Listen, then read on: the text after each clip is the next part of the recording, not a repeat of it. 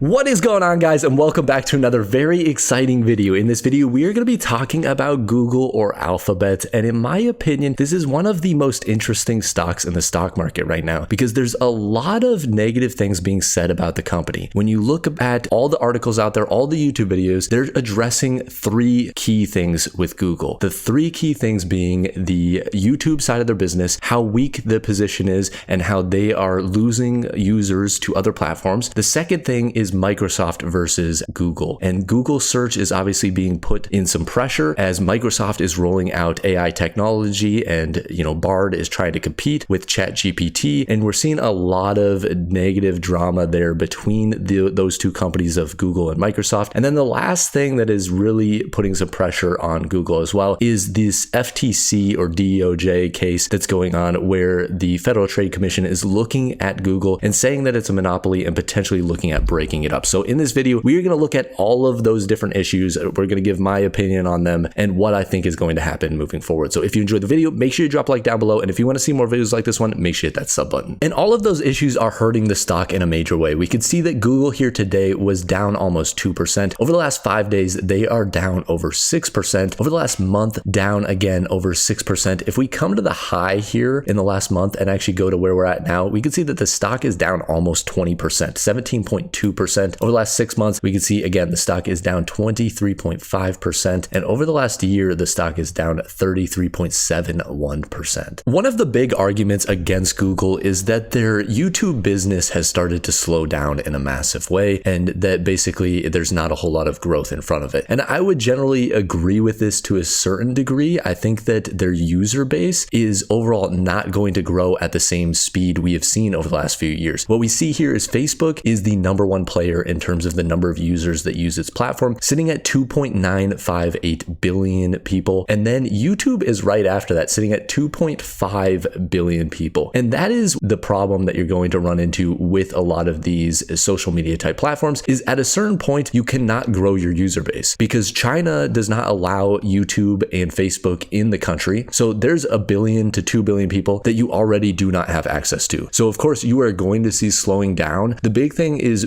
continuing to advertise and grow the business in terms of its advertising and how much revenue you can actually get. Because as you get more users onto the platform, then you can basically boost up and charge more for your ads that you're displaying to these customers. The second knock against YouTube is obviously the one that people used against Facebook as well. And that is that TikTok is coming into the market and stealing market share, stealing users' attention away from their platforms. And if you look at TikTok, again, they're sitting at 1 billion people. TikTok has an advantage where they do have, basically the China user base because it's a Chinese-based company. So when you look at this, in my opinion, TikTok is really not a threat to Facebook or YouTube. And there's a number of reasons for that. One being that the user bases are different. Facebook has grown and expanded its business to a lot larger user base. They have a lot older audience now. A lot of people, in their 40s now have Facebooks to stay connected with people from high school and college and whatnot. YouTube is a very, very interesting case because if you actually look, YouTube's average video length is 11.7 minutes long. And the user base that is watching YouTube videos is not the same that is going to watch a 30-second TikTok. Those are not the same people. When you go on YouTube, you have a very specific goal. You are sitting down, you are watching long form content, and that presents a good opportunity for YouTube not only to advertise more over the course of a video, but it also is capturing different types of attention. You're capturing people who are more focused on a longer term type of video, which in turn is better for advertisers. When you're talking about short form content like TikTok, advertisers do not like that type of platform. And the other thing with that is you have a younger user base, and younger user bases are not very targeted for ads because they do not have the spending power of older user bases like the 30 to 45-year-olds who have the money to spend on advertising dollars or on basically things that are being advertised to them. In my opinion, YouTube is a lot more comparable to platforms like Netflix, Amazon Prime, and Disney Plus. When you look at Netflix subscriber count, they are actually sitting at 230 million subscribers. One thing to keep in mind is that obviously people share accounts. So this number could be significantly higher. I doubt it's really past the billion mark, but right now they're sitting at 250 million.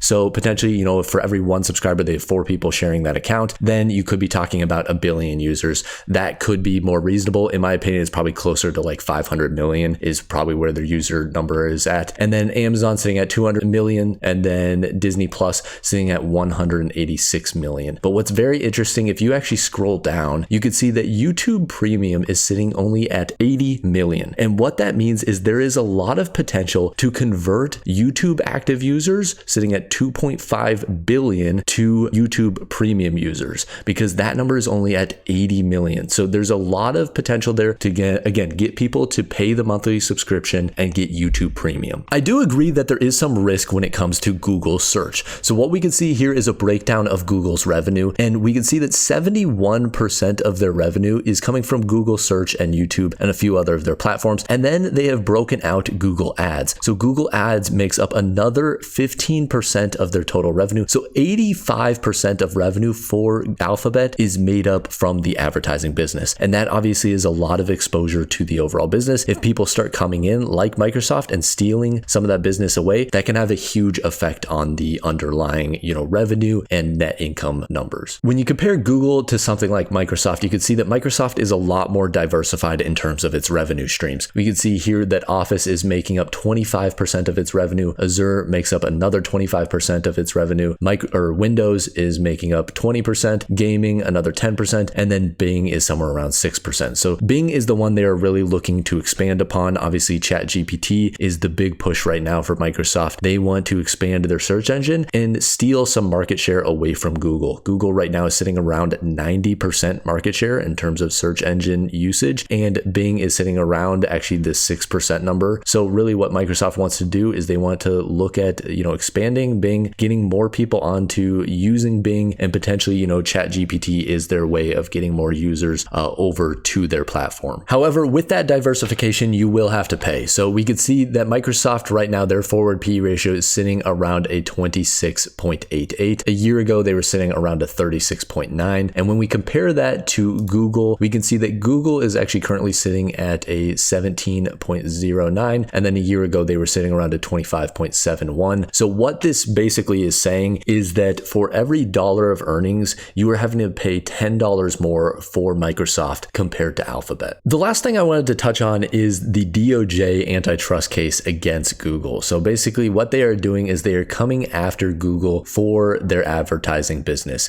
They believe that Google has a monopoly on, internet advertising, and they want to break it up. In my opinion, there's not a whole lot of ground here for the DOJ, because when you look across the internet, there are plenty of players that have advertising space and have a large amount of advertising space. You can look at, obviously, Bing has a 6% market share, and that obviously looks bad when you look at a Google who has a 90% market share. But when you look at other companies like, let's say, Facebook, which Facebook went through this in the past year, obviously they haven't been broken up, but a lot of the DOJ was coming after Mark Zuckerberg and Facebook for their advertising business and the fact that they were the number one player in social media, and there's basically no other competition. You have Twitter and Snapchat, which just aren't, putting up much of a fight. You finally have TikTok come in, and that's obviously got a little bit of attention away from Facebook and made them look a little bit weaker. And then, you have companies also like Amazon. Amazon has a huge advertising business because whenever you go on their platform and basically are searching for an item, the first 10 searches will come up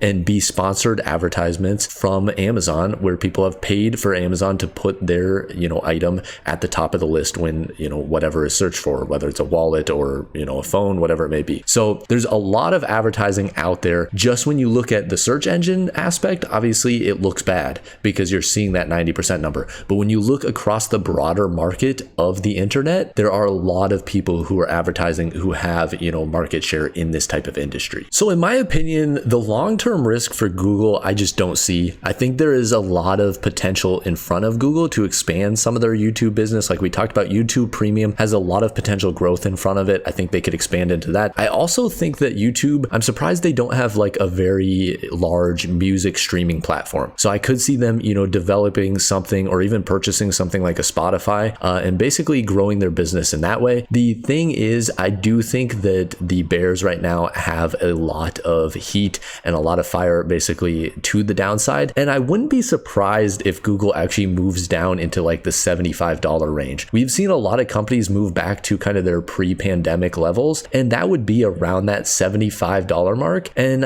I wouldn't be surprised to see Google go down there. I think with a lot of this fire that, Google is coming under over the next year, year, it could move down. And, that actually could present it and put it in a better position over the next 5 years, because we could see, the DOJ drop their case because Microsoft comes in and steals, let's say, 3% market share. I don't think that's going to have a huge impact on Google's business as long as they continue to grow some of their other segments, but that could, help them actually get away from some of this issue with their Federal Trade Commission. So that's just my opinion on the stock. I do think there is downside to the company, but in my opinion, over the next 5 to 10 years, I think Google is going to be in a lot better spot than they are today. So I'd love to hear your comments down below. Let me know your thoughts on Google. If you did enjoy the video, make sure you drop a like. I want to throw in the disclaimer, like I always do not buy a company just because some random guy on YouTube is talking about it. Make sure you are doing your own due diligence. But again, if you enjoyed the video, make sure you drop a like down below. And if you want to see more videos like this one, make sure you hit that sub button. And as always, guys, have a wonderful rest of your day.